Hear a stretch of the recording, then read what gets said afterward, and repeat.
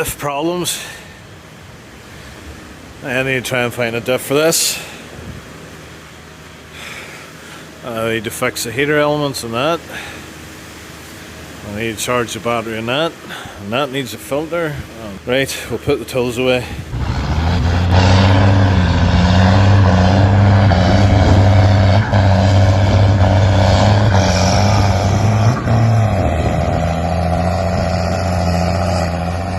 So as you just seen, guys, I'm constantly fixing things that are constantly breaking.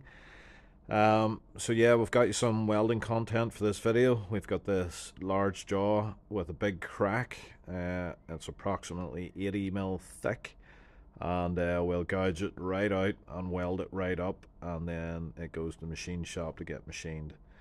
So stay tuned, we'll get stuck into it and get you some sparks flying.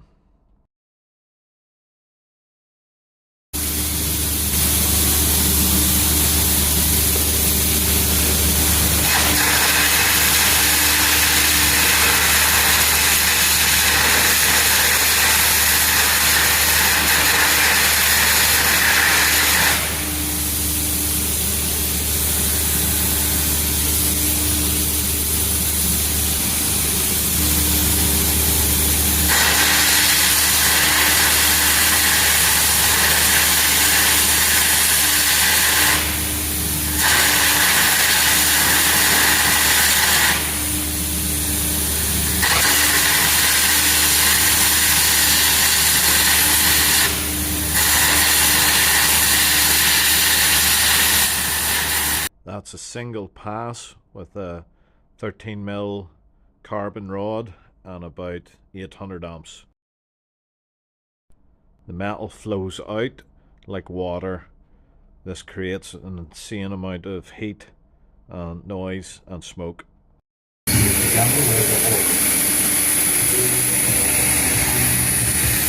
like what you like. Put all the way to rotate. Listen to music ad-free and offline with Spotify.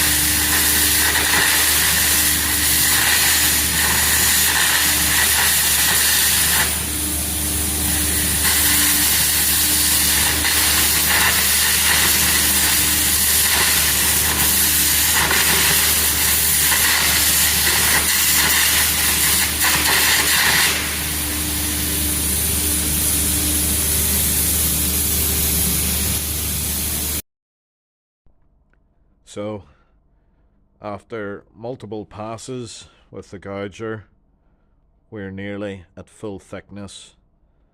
The aim is to re-weld the crack to the full thickness as if it was one piece with no crack or damage. So we have to open out a large V to give access for the welding torch to weld right down to the bottom. The reason that we're doing it from one side is access. It's just too difficult on the inside.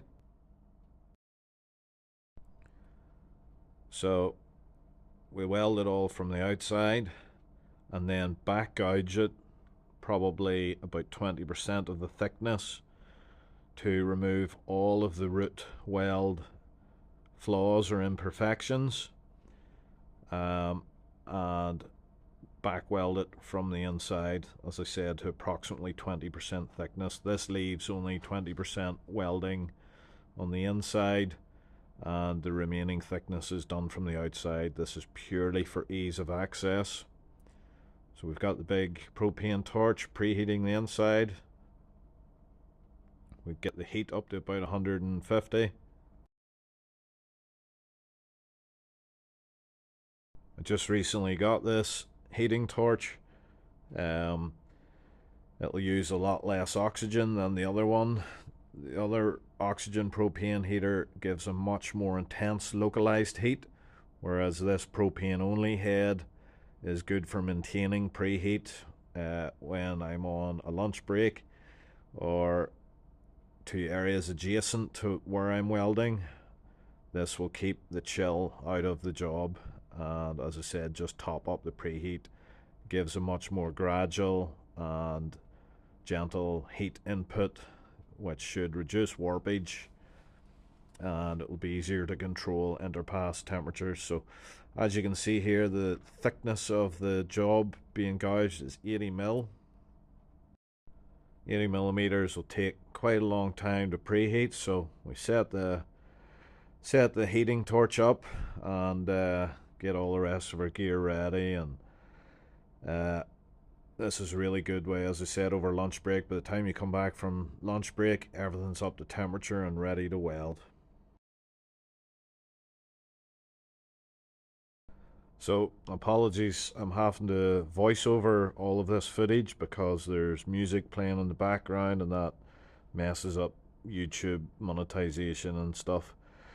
So yeah, we're just topping up the heat on the outside here. The crack has been fully ground and it's ready to weld. We've started to gouge the little edge of the crack in the end here. Rather than doing runoff plates, I just back gouge it. Runoff plate's a bit tricky because you have a two-step termination there, so it's easier just to back gouge it. Done the first section of welding there, as you can see, and then we rotate the whole job just to give slightly better positional welding. This is a cast steel and I'm just welding it with solid mild steel wire.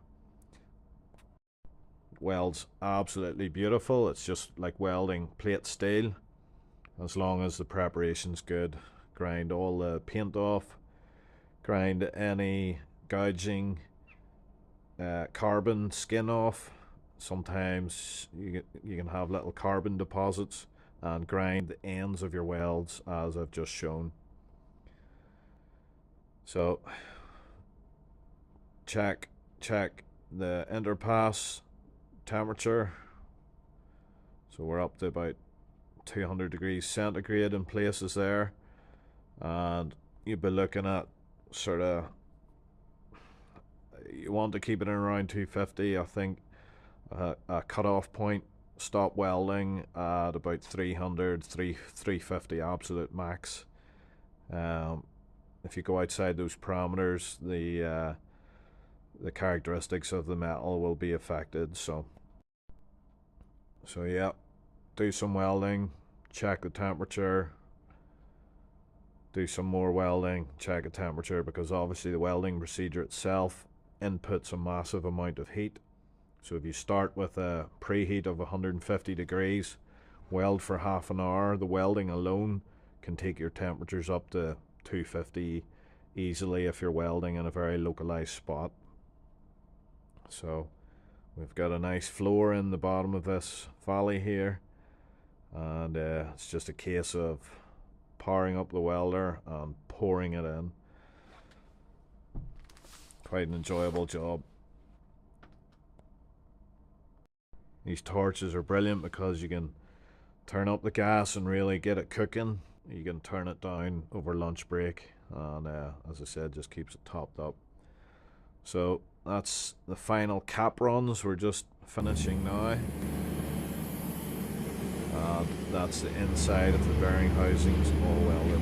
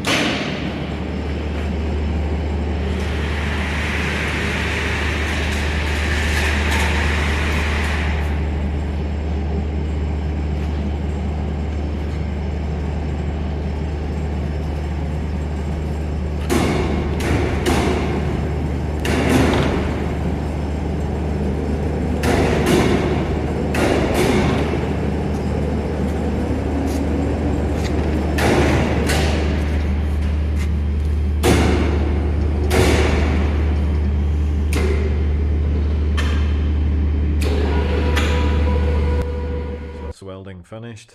It's reasonably flat and it's all above the height of the original surface, so got a nice strong join. Next we're heading off to the machine shop where the bearing housings that were welded up will be rebored back to original size, and then it will be completely reassembled with new bearings and put back into its jaw body.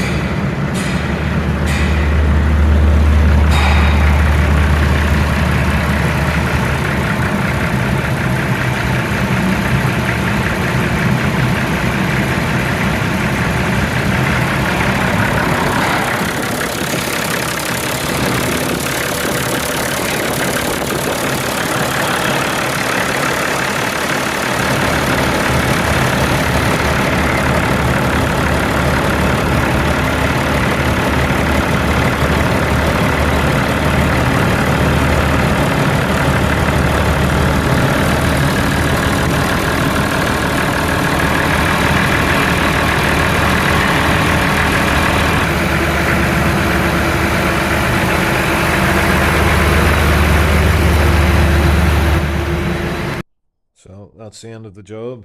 The machine will be delivered to the customer and ready to go back to work. So thanks for tuning in, guys. Appreciate it as always. If you enjoyed it, give me a thumbs up.